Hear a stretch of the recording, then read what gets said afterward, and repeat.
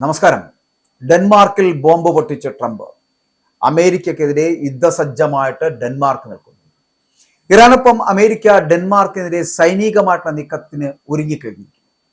അതായത് ബലപ്രയോഗത്തിലൂടെ ഗ്രീൻലാൻഡ് ദ്വീപ് പിടിച്ചടക്കുക എന്നുള്ളതാണ് അമേരിക്കയുടെ ലക്ഷ്യം.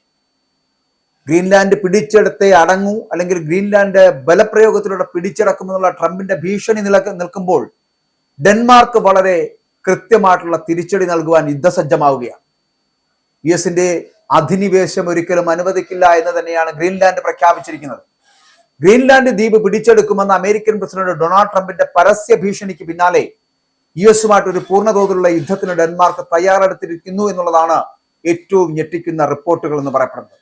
2024 തിരഞ്ഞെടുപ്പ് വിജയത്തിന് പിന്നാലെ ട്രംപ് നടത്തിയ ഹാർഡ്വേ പരാമർശത്തെ തുടർന്ന് ഗ്രീൻലാൻഡിലെ റൺവേകൾ തകർക്കുവാനുള്ള സ്ഫോടക വസ്തുക്കളും പരിക്കേൽക്കുന്ന സൈനികർക്കായിട്ടുള്ള രക്തശേഖരവും ഡെൻമാർക്ക് വിമാനമാർഗം ദ്വീപിൽ എത്തിച്ചതായിട്ട് ഡാനിഷ് പബ്ലിക് ബ്രോഡ്കാസ്റ്റർ ആയിട്ടുള്ള DR റിപ്പോർട്ട് ചെയ്യുകയാണ്. 1940 ശേഷം രാജ്യം നേരിടുന്ന ഏറ്റവും വലിയ സുരക്ഷാ പ്രതിസന്ധിയാണ് ഇത് എന്ന് ഡാനിഷ് പ്രതിരോധ വൃത്തങ്ങൾ വിശേഷിപ്പിക്കുന്നുണ്ട് ഇതിനെ. അമേരിക്കൻ സൈന്യം വെനിസ്വേലയിൽ കടന്നുകയറി പ്രസിഡന്റ് നിക്കോളസ് മഡ്യൂറോയെ തടവിലാക്കി ന്യൂയോർക്കിലേക്ക് കൊണ്ടുപോയ സംഭവം യൂറോപ്യൻ രാജ്യങ്ങൾ ഞെട്ടിച്ചിരുന്നു.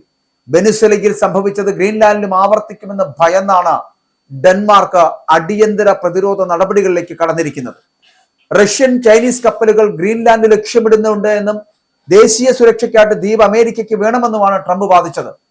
പക്ഷേ 2 മാസത്തിനുള്ളിൽ ഗ്രീൻലാൻഡ് വിഷയം പരിഹരിക്കുമെന്നും അദ്ദേഹം അതിനൊരു ഭീഷണിയുടെ സ്വരം മുഴക്കുകയും ചെയ്യുന്നുണ്ട് എന്നുള്ളതാണ്. അതായത് 2 മാസത്തിനുള്ളിൽ ഗ്രീൻലാൻഡിനെ പിടിച്ചടക്കുക എന്നുള്ളതാണ് ഈ പ്രശ്ന പരിഹാരമായി ട്രംപ് പറയുന്നത്. പക്ഷേ അമേരിക്കൻ അധിനിവേശം തടയുവാൻ ഫ്രാൻസ്, ജർമ്മനി, നോർവേ, സ്വീഡൻ എന്നീ രാജ്യങ്ങളെ ഉൾപ്പെടുത്തിക്കൊണ്ട് ഡെൻമാർക്ക് ഒരു യൂറോപ്യൻ സഖ്യം തന്നെ രൂപീകരിച്ചു. ഓപ്പറേഷൻ ആർട്ടിക് എൻഡ്യൂറൻസ് എന്ന പേരിൽ ഒരു സംയുക്ത സൈനികാഭ്യാസം എന്ന നിലയിലാണ് സൈന്യത്തെ വിന്യസിച്ചത് എങ്കിലും യഥാർത്ഥത്തിൽ ഇത് അമേരിക്കയുടെ അധിനിവേശത്തെ നേരിടുവാനുള്ള നീക്കമായിരുന്നു എന്നുള്ളതാണ്. ന്യൂ കാങ്കർലൂസ്വാക്ക് എന്നിവിടങ്ങളിൽ അത്യാധുനികമായിട്ടുള്ള F-35 യുദ്ധവിമാനങ്ങളും സായുധ സൈനികരെയും ഡെൻമാർക്ക് വിന്യസിച്ചു കഴിഞ്ഞു. അതായത് അടിച്ചാൽ തിരിച്ചടിക്കും ട്രംപേ എന്നുള്ള ലൈൻ. ബ്രിട്ടീഷ് പ്രധാനമന്ത്രിയായിട്ടുള്ള കെയർ സ്റ്റാർമർ ഒരു നിരീക്ഷണ ഉദ്യോഗസ്ഥനെ അയച്ചപ്പോൾ കര, വ്യോമ, നാവിക സേനകളെ അയച്ചുകൊണ്ട് ഫ്രഞ്ച് പ്രസിഡന്റ് ഇമ്മാനുവൽ മാക്രോൺ ശക്തമായിട്ടുള്ള പിന്തുണ ഡെൻമാർക്കിന് നൽകിക്കഴിഞ്ഞു. യൂറോപ്യൻ സഖ്യം ഗ്രീൻലാൻഡിൽ നിലയുറപ്പിച്ചതറിഞ്ഞ ട്രംപ് സഖ്യകക്ഷികൾ അപകടകരമായിട്ടുള്ള കളി കളിക്കുകയാണ് എന്നുള്ളൊരു ആരോപണം ഉന്നയിച്ചു വെച്ചു. യൂറോപ്യൻ രാജ്യങ്ങൾക്കെതിരെ വ്യാപാര നികുതികൾ വർദ്ധിപ്പിക്കുമെന്നും ഭീഷണിപ്പെടുത്തിയ ട്രംപ്, എന്നാൽ സൈനികമായിട്ടുള്ള ചെറുത്തുനിൽപ്പിനുള്ള സാധ്യത കണക്കിലെടുത്ത ട്രംപ് പിന്നീട് ബലപ്രയോഗത്തിലൂടെ ദ്വീപ് പിടിച്ചെടുക്കുവാനുള്ള നീക്കത്തിൽ നിന്ന് പിന്മാറുന്ന കാഴ്ച കാണേണ്ടി വരുന്നു. പകരം അടിയന്തര ചർച്ചകളിലൂടെ ഒരു ഒത്തുതീർപ്പിലെത്താൻ ഇപ്പോൾ അമേരിക്ക ലക്ഷ്യമിടുന്നു. കാരണം എന്താണ്? ഫ്രാൻസും ബ്രിട്ടനും അടക്കമുള്ളവർ ഡെൻമാർക്കിന് വേണ്ടിയിട്ട് അവരോടൊപ്പം ചേർന്ന് നിൽക്കുന്നു. ഇപ്പൊ നോർവേ ആണെങ്കിലും സ്വീഡൻ ആണെങ്കിലും ഒപ്പം ചേരുന്നു. അങ്ങനെ ഒരു യൂറോപ്യൻ സഖ്യം രൂപം കൊള്ളുന്നു. അതുകൊണ്ട് തന്നെ അത്തരത്തിലുള്ള ഒരു സഖ്യത്തോട് യുദ്ധം ചെയ്ത് പിടിച്ചു നിൽക്കുക എന്നുള്ളത് ചിലപ്പോൾ പരാജയ ഭീതി ഉണ്ടാകും, അല്ലെങ്കിൽ പരാജയപ്പെട്ടു പോകുമെന്നുള്ള തിരിച്ചറിവ് കൊണ്ടാണ് ട്രംപ് ഒരു അടിയന്തര ചർച്ചകളിലൂടെ ഒരു ഒത്തുതീർപ്പിലെത്തുവാനുള്ള ശ്രമം ഇപ്പോൾ നടത്തും. എന്നാൽ അതേസമയം ഇറാന്റെ നേർക്ക് അമേരിക്കയും ഇസ്രായേലും ഒക്കെ ആരംഭിച്ച യുദ്ധം അതിപ്പോഴും തുടരുന്ന സാഹചര്യത്തിൽ അമേരിക്ക ഉടനെ ഗ്രീൻലാൻഡ് പിടിച്ചടക്കാൻ ശ്രമം നടത്തില്ല എന്ന് കരുതപ്പെടുന്നുണ്ട്. പക്ഷേ അതേസമയം തന്നെ ക്യൂബ പിടിച്ചെടുക്കുവാൻ അമേരിക്ക അടുത്തതായിട്ടുള്ള ശ്രമം നടത്തും എന്നുള്ള റിപ്പോർട്ടുകൾ വരുന്നു.